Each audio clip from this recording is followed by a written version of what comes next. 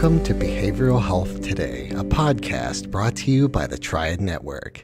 This podcast is designed to share trending topics occurring within the world and our communities and bring them a behavioral and mental health perspective. Welcome to Behavioral Health Today, a Triad production. I'm your producer, Peter Fenger, and I have the pleasure of welcoming you into today's episode.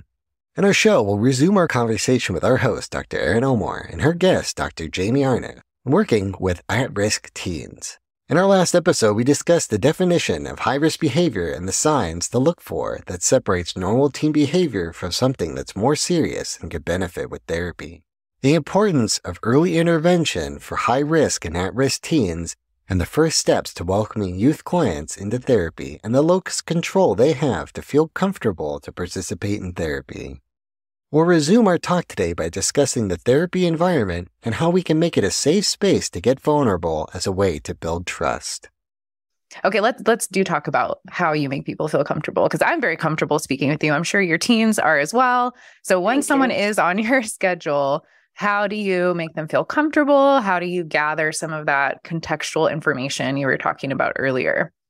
Sure. The second that they enter my room, I give them control over the seating, the lighting, the temperature. There's air, there's heat, there are blankets. They can take their shoes off. I have like a little glow lamp that's different colors. They have a little remote that they can change the colors. I have overhead lighting, but it's quite bright. So typically I leave that off. And I have a lamp. They can turn that lamp off. I have a lot of teens who like to see me in the dark. It's easier for them to be vulnerable and open up in a space where they're not looking at my face and they know I can't really see them. And that's an option for them. So that's the first thing that I give them control over. There are fidgets everywhere that they can access on the stand right next to them. There's a huge shelf of fidgets on the other side of the couch. I will usually reach for one and kind of explain what they have access to so they don't have to feel weird or uncomfortable about being the only one to grab one. I'll just kind of model it and grab like a pillow that you can squish or play with and do that while we're talking. Again, just to give them permission to do that on their own without having to figure out how to ask for it or wondering what it is.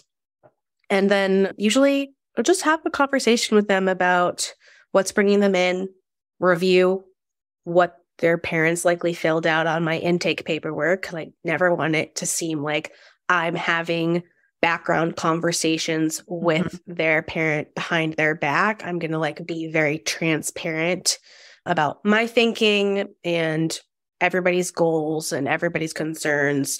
And so that's going to be something I introduce in the first session when I talk about confidentiality, especially as an individual who works with high-risk clients, so that teens know that if they do make a specific disclosure, I'm going to have to tell whoever's out in the waiting room what's going on before they leave. And then I'm also going to kind of kick the parents out. This is the teen's time. I'm going to answer all their questions, give them an opportunity to ask me questions, and then say, okay, if the teen's comfortable, I'd love to spend some one-on-one time with them today just to get to know them so that they can make a decision at the end of this appointment about whether or not they want to come back. And then we really I usually talk about their day. It gives me good insight into their sleeping, their eating, what it's like in school, who they talk to, if there are any issues, what barriers come up, without having to be very clinical about it. I'm not asking them specific diagnostic questions. I'm just wanting to get to know them a little bit. And it gives me some insight without feeling like an interrogation. And I give them just as much of an opportunity to ask me questions. Yes. Because it's a two-way street. And that's going to build trust, especially with a teenager. If they feel like they are the only ones that have to answer questions and they don't have the right to ask me questions, that's going to be a no-go. Exactly. I agree. Yeah, I was always pretty transparent with I may not answer all of your questions because I do have to stay, somewhat objective here. We're not friends, but I will, you can always ask me and I can always say, no, thanks, or sure, I'll answer. And I used to love that. Yeah. I think my favorite session was always the one, maybe, I guess it depends on the teen, maybe 2 or 3, 4 times in where they figured out what lighting they like and where they like to sit and which blanket they like. And they've decided they're going to trust you. And so all of a sudden one day they just come in and plop down on the couch, take off their shoes, and they're like, okay, this happened. It's my favorite because you're like, all right, well, here we are. We did it. We built trust. Let's go. Yes. And obviously they are testing people as they should. That's what the whole time frame is about developmentally, is testing and trusting and learning who to trust. And it's just a beautiful thing if you do earn a teen's trust. So I like all the ways you explain, you go about making them know it's safe in a way they can understand. Yes, I love that. As they should. I will use that because I enjoy working with teens because they do test you and they do keep you on your toes. And that is an enjoyable experience when you have that banter and can match, the pace and tone of an adolescent in session. But it is as it should. They should be testing you. It's within, figuring out their boundaries and trying to develop that autonomy and explore things safely and curiously that they get to do that. And I let them know in the first appointment and remind them in every other session that I might ask them a question that they don't know the answer to. And that's a perfectly valid response. Maybe that's the first time anyone's ever asked them that, or they've thought about that, or tried to figure out how to communicate those thoughts or experiences to someone else. And so if I ask a question and I see them kind of looking around and starting to shift a little bit and fidget, I'll just say, oh, don't forget, like, if you don't know, you can say, I don't know. I'm not going to. That's a perfectly acceptable response. You might ask me questions and I might not know the answer. So I might say that sometimes. So like fair is fair. Or also like, I know, but I don't want to share yet. That's something else that I always told them was fine, Yes, and that's okay too. Yeah. So you mentioned earlier about holding a boundary with making sure the teen gets plenty of time with you, especially in the first session, to decide if they feel comfortable. And they probably love seeing another parent like tell their parents what to do. And although I know it might be hard for parents in some ways, it's hard for parents to trust someone with their kid, rightfully so. But absolutely. I do find that most parents are just happy that their child has another person to love on them and support them. So how and when would you get parents more involved with a teen's treatment or teen's therapy?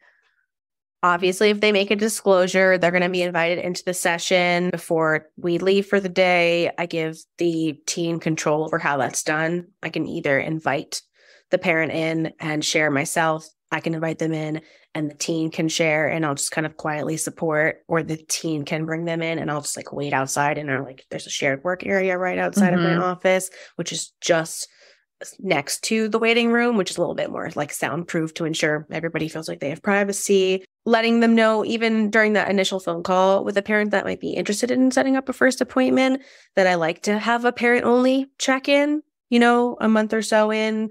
Once they start to really build rapport, I will let them know that's something that I'm going to prepare for with the teenager. So we're going to agree on the ways that I'm going to talk about or summarize what's been going on in session, certain topics that are off limits, certain language that they'd prefer that I use, certain things that they wish I would touch on with the parent.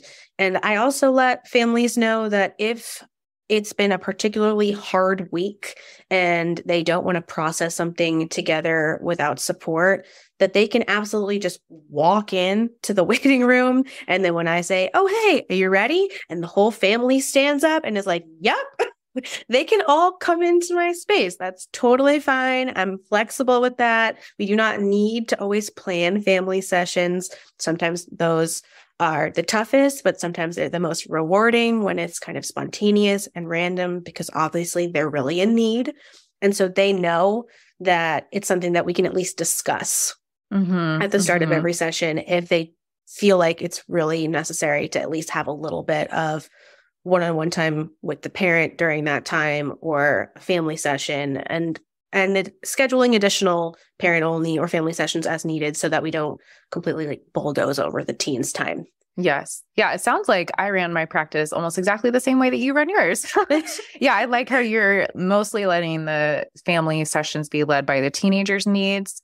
Absolutely. That was something that I found was really important. But then, of course, the parents know what's going on. And if there's something going on at home that's relevant, we would sometimes have impromptu family sessions. But yeah, it's really interesting treating teens, especially teens who are high risk, because more support is needed from the environment, or we know that relationships are really helpful in supporting high risk behaviors or situations. I found myself doing a lot of like parent sessions or parent and child sessions or dyads or, just whatever's needed to help support that teen on an individual basis. And it sounds like you have so much flexibility and willingness to do that, which I love. And I'm surprised that a lot of therapists actually aren't as comfortable with that. And so I think that that's important. Maybe it's part of being a teen therapist. We just have to be flexible. Yeah, that's or true. Have to be more flexible maybe. But I think that's really, really helpful for the families, because you never know what's going on in the life of a teen, Yes. And I do kind of preface my expertise with families in those first meetings, and then as things might come up to let them know I am not a family therapist. Yes. I'm an adolescent therapist. So if we're feeling like the trajectory would be more beneficial to be managed weekly with a family therapist, or in addition to me working with the adolescent individually having a separate family therapist, that wouldn't be something I could kind of take over entirely myself. It would be something that I would refer out to someone who specializes in family therapy. Good distinction. Yes. Or like referring maybe the parents out for parent training sessions or marital therapy if needed, or, yes, that makes a lot of sense. So you anchor your main focus with that teenager. Yes, because I think it is a entirely different beast of work. It is. And I'm sure there are many therapists who specialize in other things who are very grateful that you chose to do the teen focus. Absolutely. We support each other. Yes. And speaking of that referring out, what is your process for, or maybe your assessment of when a teen needs to be referred out for either a higher level of treatment care, like a residential facility or intensive outpatient? Also, medications coming to mind. I know a lot of high-risk teens often can benefit from medication. So how do you assess that and go about referring out? Or I don't like to say referring out, maybe a better way to say that is adding in support. Yeah, or I'll say like a higher level of care. Exactly. So I don't automatically start with medication management. It might naturally come up in conversation during the intake if they have a history of medication use, or I'm unclear. And then I'll kind of gauge, has there been medication in the past? How do you feel about medication? Because I'm pretty open about it. I just, again, think it's worth having a conversation about it. I'm not trying to push any particular agenda with any client, and every adolescent and their family has their own feelings and fears about whether or not medication might be beneficial. But if I am working with a client consistently for months and I'm finding that the progress just isn't where it should be, I might introduce it into conversation first with the adolescent, talk about, how they feel about it, how they imagine their caregivers are going to feel about it, how it might be best to welcome their caregivers into that conversation, whether they want to be there for that or not. And then just, again, gauging what a caregiver might be concerned about, where their questions are, providing some psychoeducation. I have a list of referrals locally that I can provide to them in terms of available and accessible individuals that specialize in medication management for teenagers. Very important. Yes. That is a unique specialty within that specialty. Yeah, and just speak to the possible benefits. Like, listen, we've been working together. The teen has been working super hard. We're seeing some progress. And it also seems like there might be some benefit to trying medication and seeing if that helps even the client be more receptive to the therapy itself, but also just in general to, allow them to have access to something that might, level the playing field for them a little bit. We'll be right back after word from our sponsor. Are you preparing for a licensure exam in psychology, social work, marriage and family therapy, counseling, or behavioral analysis? AATBS is here to help. We have been supporting behavioral and mental health students to prepare for their licensure exams for more than 45 years, working with over 1 million students to succeed on test day and move on to the next step in their career. With products ranging from comprehensive courses to quiz banks and delivered live online, self-study online, and in print, AATBS has test prep solutions that meet every student's needs and learning styles. Visit us today at aatbs.com. That's aatbs.com and use promo code BHT15 to save 15% off your next purchase.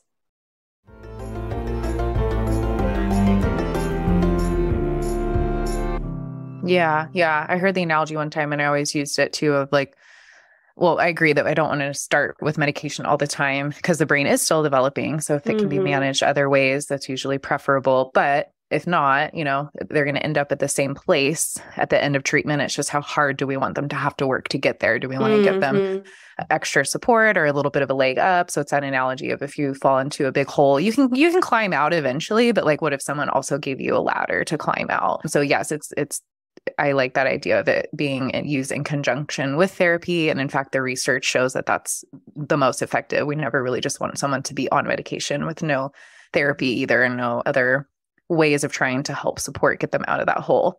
Absolutely. And in terms of higher level of care, as someone who works with high risk clients, if they're actively having thoughts of wanting to hurt themselves and our sessions and the coping skills that we discuss are not enough to kind of keep that active ideation at bay, especially if there's plan in place, intend to act on that plan, then I'm going to suggest hospitalization. There are different resources within our area that allow for them to experience that for one day, like 24 hours, to see if they can be stabilized rather than just sending them directly into an inpatient unit.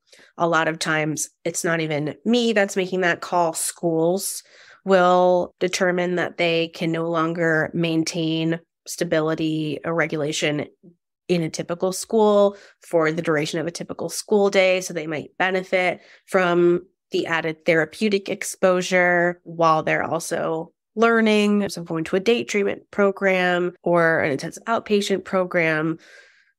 But we do have a couple of inpatient hospital units within an hour. They're not close. They have to travel, which is going to be really tough, especially when a client and their family is in crisis. And so doing our best to kind of intervene, which speaks to your earlier question about early intervention and attempt to regulate them with outpatient services. Right. Sometimes they just need a little boost.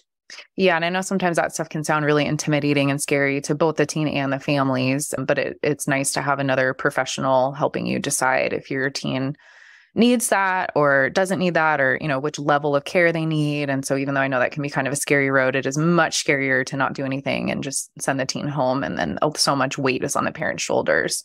Absolutely. That was always a way I was counseled to help decide if somebody needed higher level of care, is like how much weight is on my shoulders to take care of this teen, how much weight is on the parent's shoulders. And sometimes you just know, and it's not a functional amount, it's just too much. And that's when a higher level of care is actually, even though it can sound intense, it's very beneficial for a short time. Of course. And I would reframe that a lot to parents, saying something like, you're already working so hard and doing such a great job supporting this client, and the client is working so hard to kind of stabilize these thoughts and urges. You guys, there are other supports that can help you through this. You shouldn't have to be staying awake all night and stressing about making sure everyone's safe. If it's at that point, then there's a significant benefit to just going for an assessment, at the hospital. Right. Because there are people who are trained and able to stay up all night and make sure your teen's okay. You don't have to be doing that. Yeah, I agree. So speaking of parents, is there anything that you would say to any parents that might be listening, either general advice for having a high risk teen or just general encouragement? What would you want to say to these unknown parents who are listening? Yes, I encourage you parents to talk to your children, to just talk to them, express an interest in what they're paying attention to, what they're watching, what they're listening to, something that they're doing. Just engage in that activity or that topic with them, and they're gonna feel that attention, and that's gonna build closeness and safety and security. Talk about feelings. A lot of times, if it's not talked about, the teenager doesn't feel like they have permission to discuss it. They might be afraid that it's off limits. They may be afraid that they're going to get in trouble. They might have had the experience where they've started to open up about feelings to an adult and that adult got overwhelmed. And that's valid. These things can be overwhelming, but their response was to kind of like send them to someone else to talk to about it. Like, oh, go talk to this person or this person. And then they get the impression that it's just not something that should be discussed. And so they kind of turn it inward and hold it in. And so by peers and parents and coaches and teachers just talking about feelings and normalizing that humans have emotions, they're to be expected and that they're okay to talk about. And, you know, we can figure out how to manage them if they feel overwhelming, that they'll be more likely that the teenager starts a conversation about their feelings because they feel like it's already a topic on the table. Absolutely. I love that sentiment. Yeah. When kids are really little, it's obvious that they express themselves through play. And so a way to connect is just let them lead in the play, just hang out with them and let them play.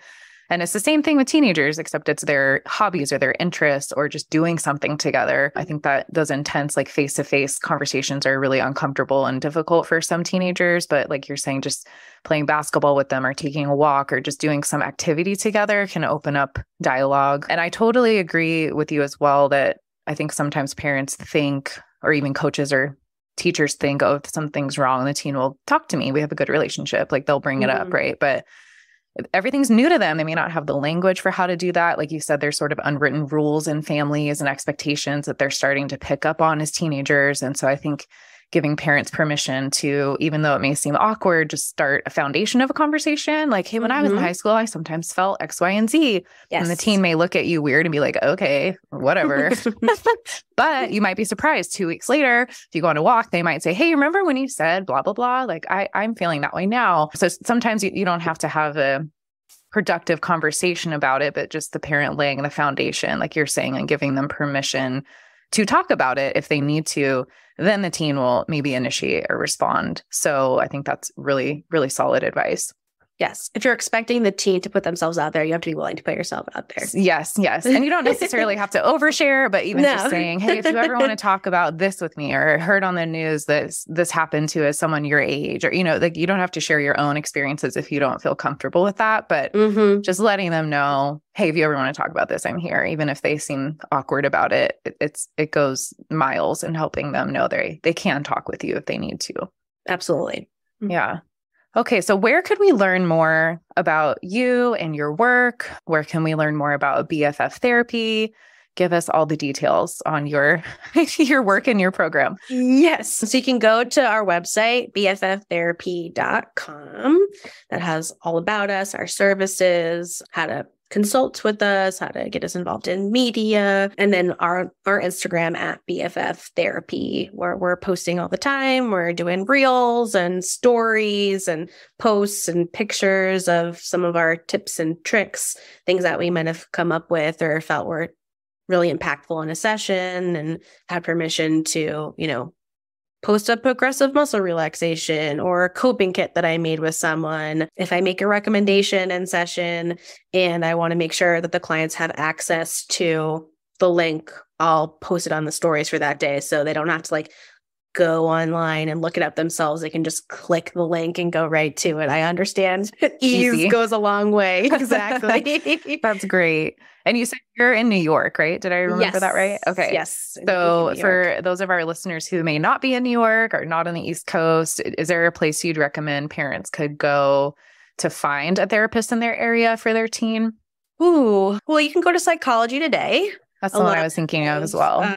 Providers, me included, kind of advertise who we are. There's like a little picture of us. There's like a little blurb of our background, how we might approach things. There's typically a link for our website if we have one.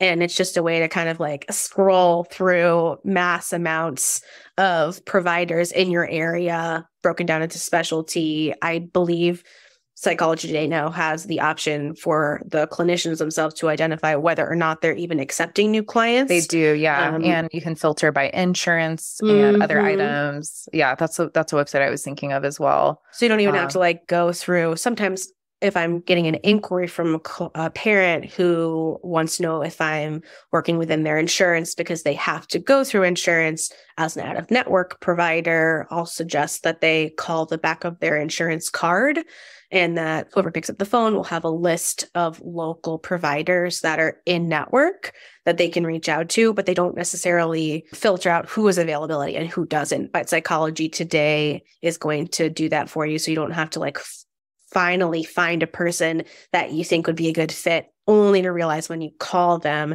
that they just don't have space for any clients at this time.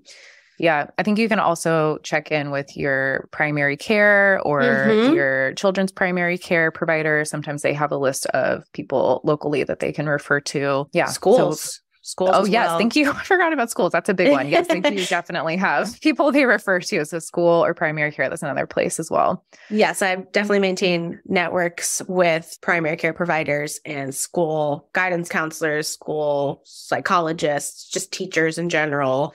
Right. And they will typically like kind of find some people that they enjoy collaborating with, and that will be, you know, on a list of people that they might recommend if they feel like in school check-ins, it's just not enough. Right. That's really helpful. So as we wrap up, before we do, I really want to know, what is some of the strangest questions that teens have asked you when they want to get to know you? Is there something that sticks out? Some funny question that some teen may have posed your way? I don't know off the top of my head.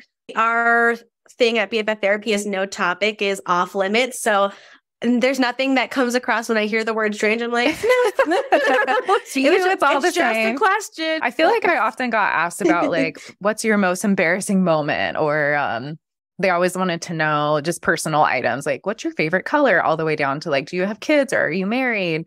Yeah. I don't know if you can think of any other examples.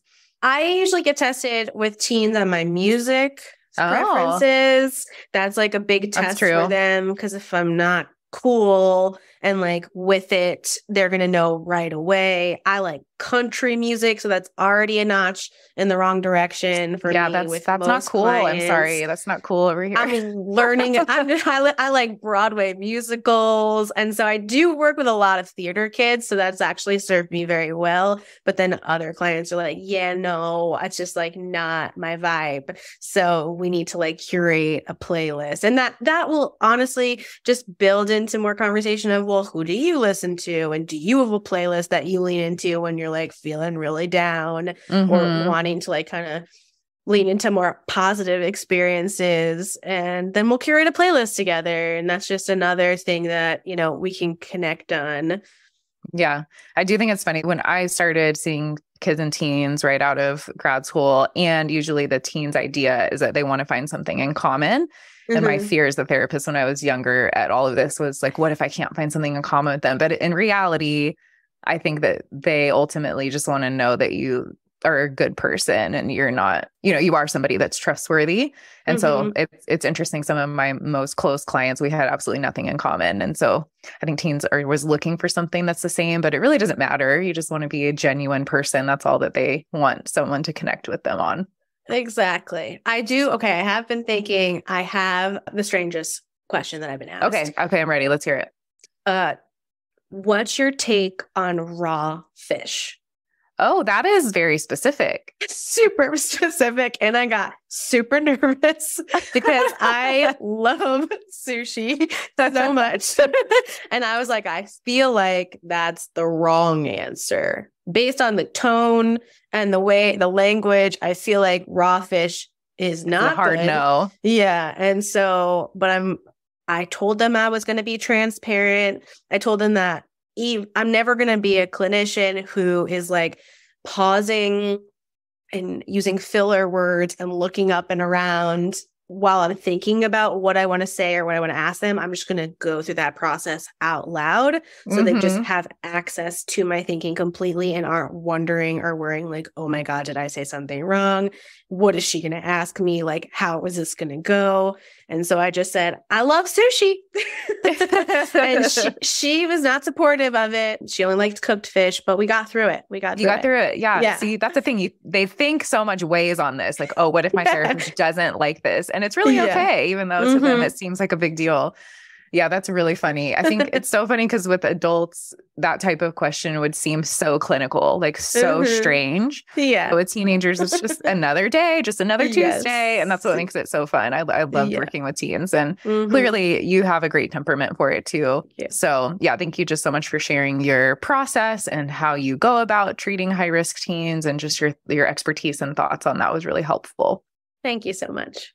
I really appreciate our listeners being here with us today too. And I want to remind everyone that this episode, its resources, and all of our other shows can be found on our webpage at triadhq.com/BHT.